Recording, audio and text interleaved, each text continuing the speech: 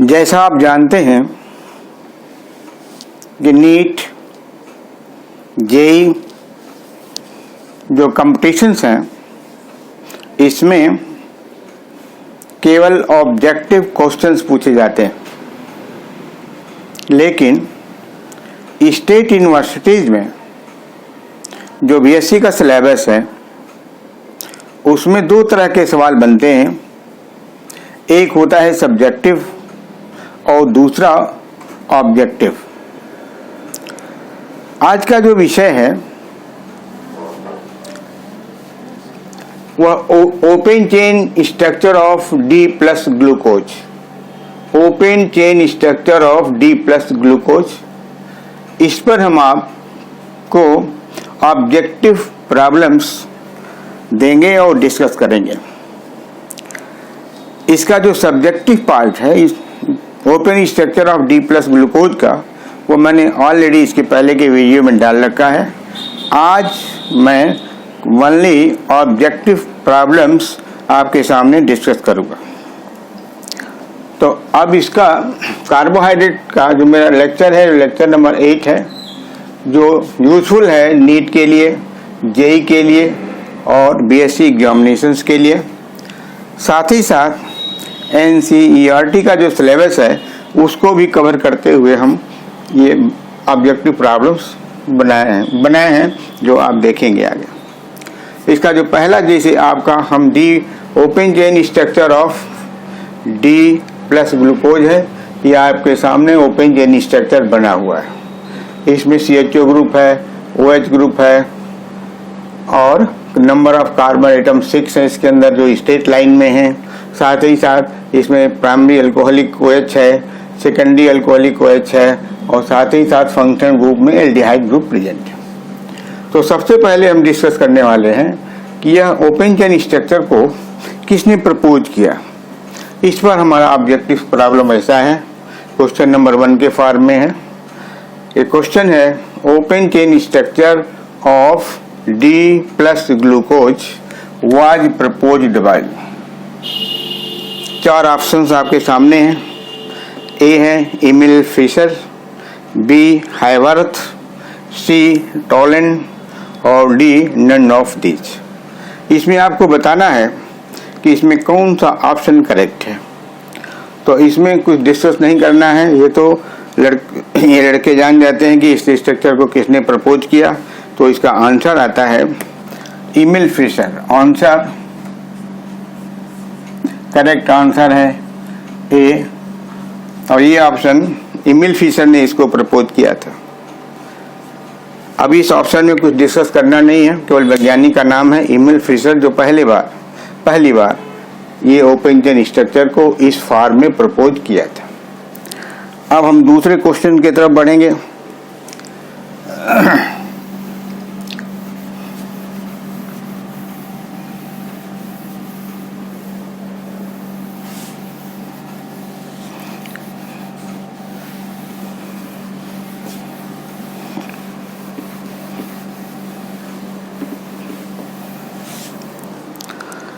Question number 2,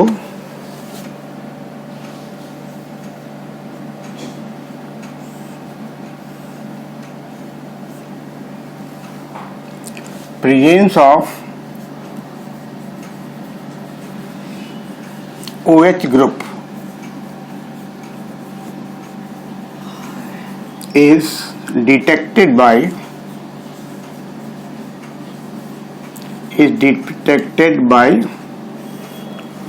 option A PCl5, option B SOCl2 thionyl chloride, option C PCl5 and SOCl2 both,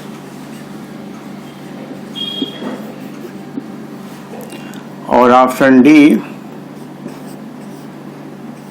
none of these।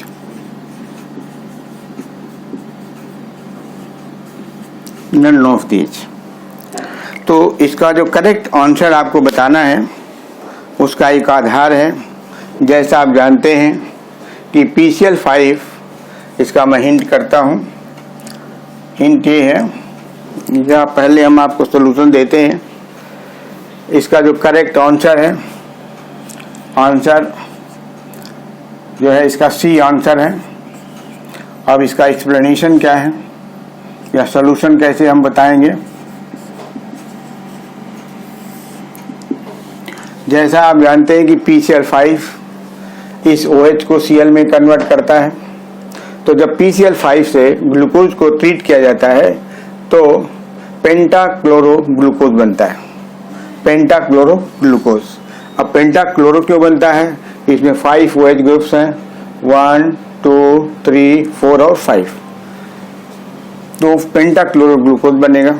या अगर थाइनिल chloride से reaction करेंगे तो भी पेंटाक्लोरो glucose बनेगा। जितने भी OH हैं ये सभी Cl में कन्वर्ट हो जाएंगे।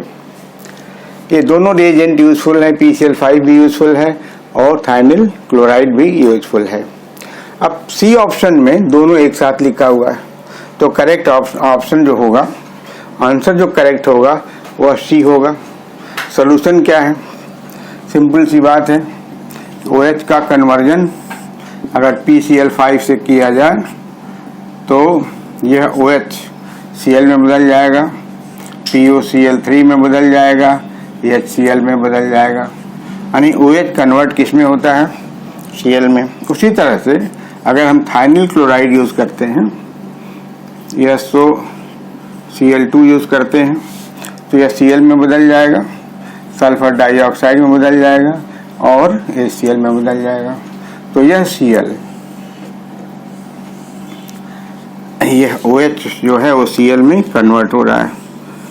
तो कौन सा रिएजेंट है जो बताता है कि ग्लूकोज में OH ग्रुप प्रेजेंट है? तो क्वेश्चन है, presence of OH group is detected bye PCl5, SOCl2, C में PCl5 एंड SOCl2 बोथ, और डी है नन ऑफ दिस।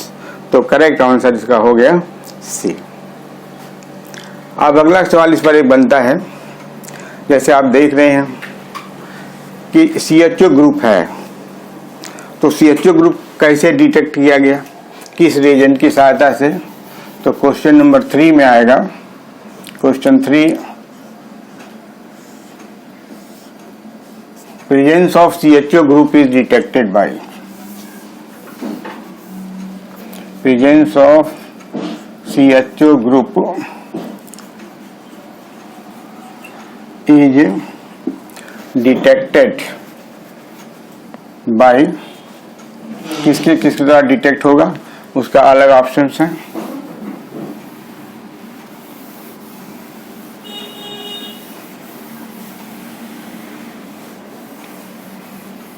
इसका पहला ऑप्शन है ए,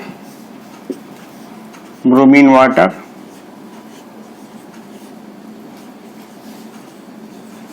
बी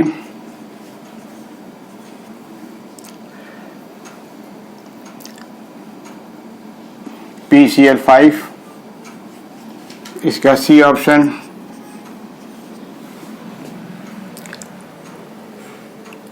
HCN,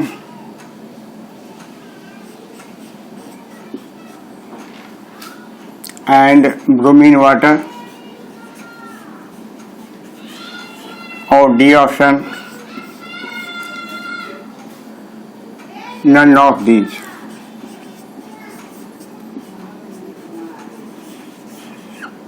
ए, बी, सी और डी। ए है, बी है, सी है और डी है। जैसा आप जानते हैं कि HCN एल्डिहाइड और कीटोन दोनों से एडिशन प्रोडक्ट बनाता है, कीटोन भी HCN से एडिशन प्रोडक्ट बनाता है और एल्डिहाइड भी HCN से एडिशन प्रोडक्ट बनाता है। लेकिन ये नहीं पता चलता है, HCN की सहायता से ये नहीं पता चलता है कि इसमें एल्डिहाइड है अथवा कीटोन है। यह तो HCN एक ऐसा रिएजेंट है जो एल्डिहाइड को भी डिटेक्ट करता है, कीटोन को भी डिटेक्ट करता है।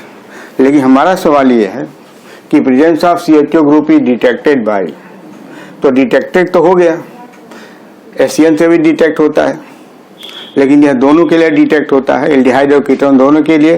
केवल ब्रोमीन वाटर जो है इससे डिटेक्ट होता है कि इसमें CHO ग्रुप है, और एसियन से जो डिटेक्ट होता है यह CHO और CO दोनों ग्रुप का डिटेक्शन होता है। तो जो करेक्ट आंसर होगा वो आंसर जो होगा वो A होगा, आंसर A। और ये आंसर क्यों सही है, क्योंकि जब हम ग्लूकोज का इसके साथ रिएक्शन कराते हैं तो CHO कन्वर्ट होता है Br2H2 में। जब रिएक्शन कराते हैं तो ये कन्वर्ट होता है कार्बोक्सिलिक एसिड ग्रुप में।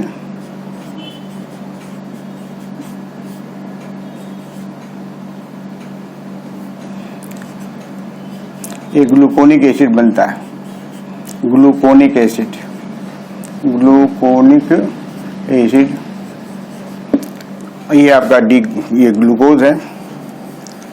अब इस ग्लूकोज के अंदर नंबर ऑफ कार्बन एटम कितने हैं? 6 हैं, 6 कार्बन इसमें है, और इस एसिड के अंदर भी number of carbon atom 6C है।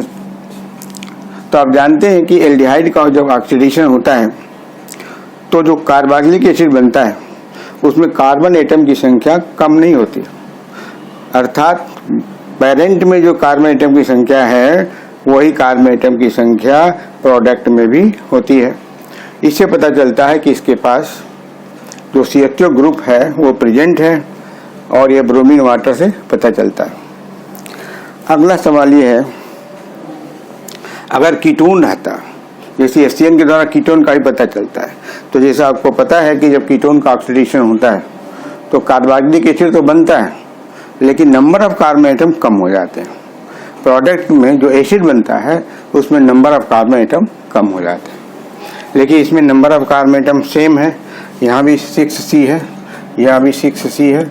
इससे पता चलता है कि ग्लूकोज में CHO ग्रुप प्रेजेंट है, ग्लूकोज के ओपन चेन स्ट्रक्चर में CHO ग्रुप प्रेजेंट है। अब चौथा सवाल है question number 4।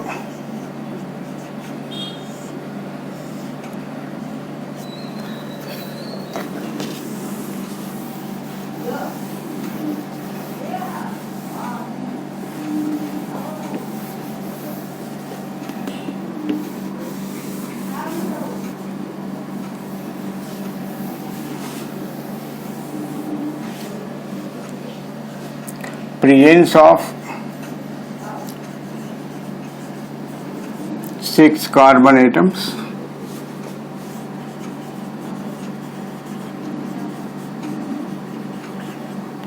in open chain structure,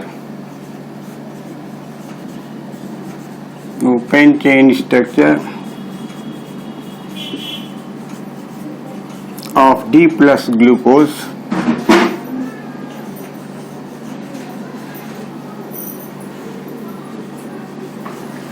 is detected by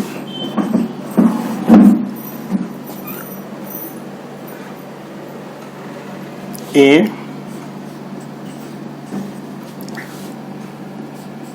AHI phosphorus, B, bromine water,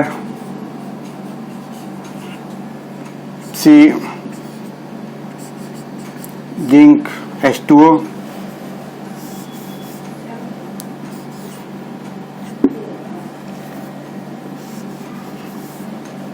HNO3, and D, none of these.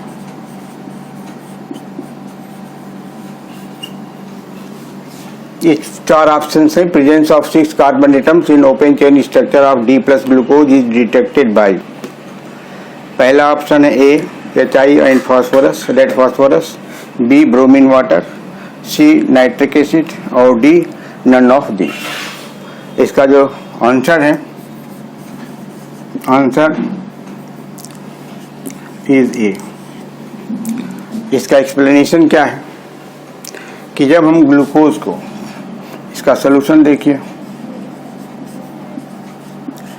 जब ग्लूकोज को इसके साथ ट्रीट किया जाता है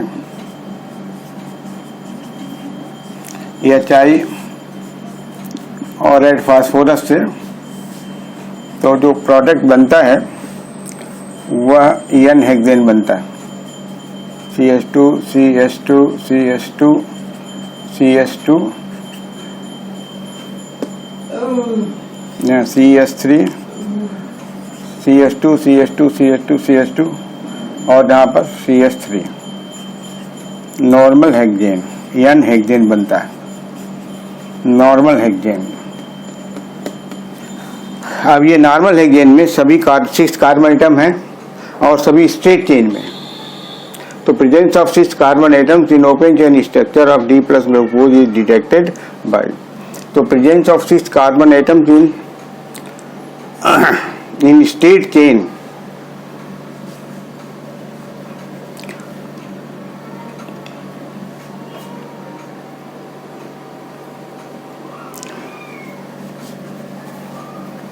यहाँ ऐड कर लीजिए, करेक्ट कर लें,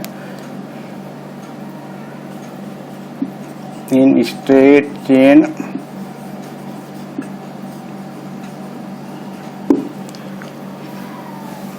इज डिटेक्टेड बाय, ये पूरा सवाल है। Presence of 6 carbon atoms in open chain structure of D+ glucose in straight chain is detected by, ये आंसर ऑप्शन ए सही है। रीजन बता दिया कि HI और रेड फास्फोरस से रिएक्शन कराते हैं नॉर्मल हेक्सेन बनता है। जैसा आप जानते हैं कि नॉर्मल हेक्सेन एक स्ट्रेट चेन हाइड्रोकार्बन है जिसमें 6 कार्बन एटम्स हैं और ये सभी 6 कार्बन एटम एक स्ट्रेट चेन में। क्वेश्चन नंबर 5,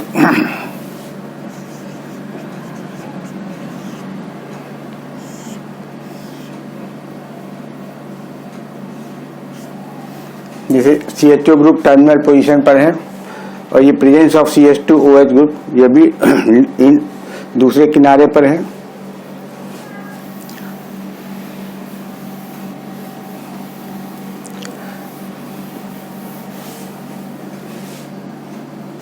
इसका क्वेश्चन है presence of CH2 group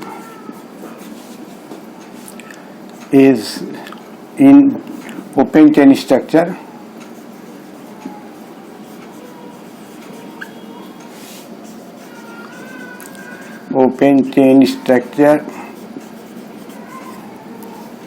of D+ glucose is detected by,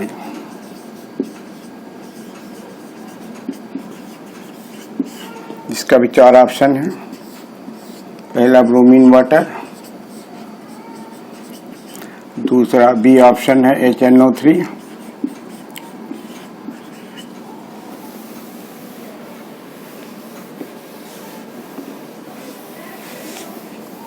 सी है PCl5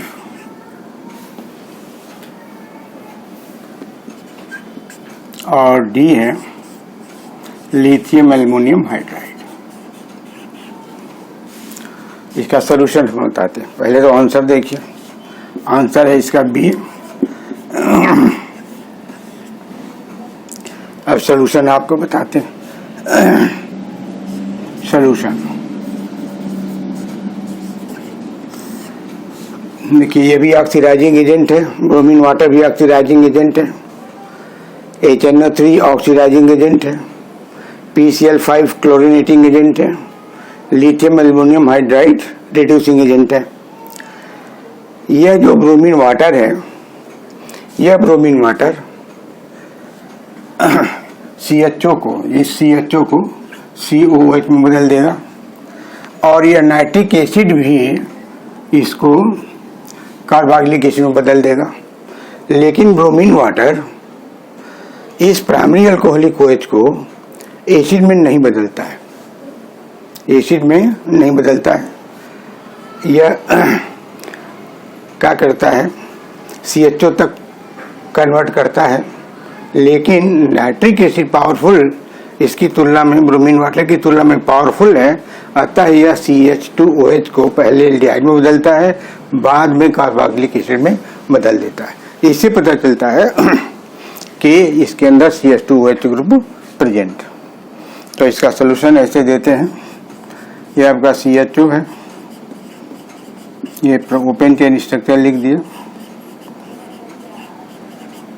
जब ऑक्सीडेशन नाइट्रिक एसिड से करेंगे तो ये बदल जाएगा कार्बोक्सिलिक एसिड में, और नीचे वाला CH एल्डिहाइड में ये बदल जाएगा इसमें, ये जो बदलेगा इसमें बदलेगा, और फिर नाइट्रिक एसिड इसको कार्बोक्सिलिक एसिड में बदल देगा।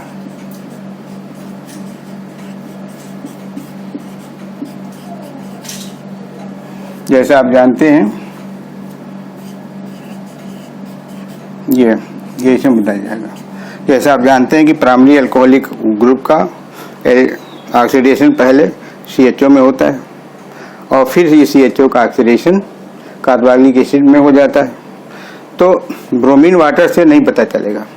नाइट्रिक एसिड जो कि स्ट्रॉन्ग ऑक्सीडाइजिंग एजेंट है, इससे पता चलता है कि इसके अंदर प्राइमरी ये CH2 ग्रुप भी present, primary alcoholic OH group भी प्रेजेंट। तो this is for this video. Thank you very much.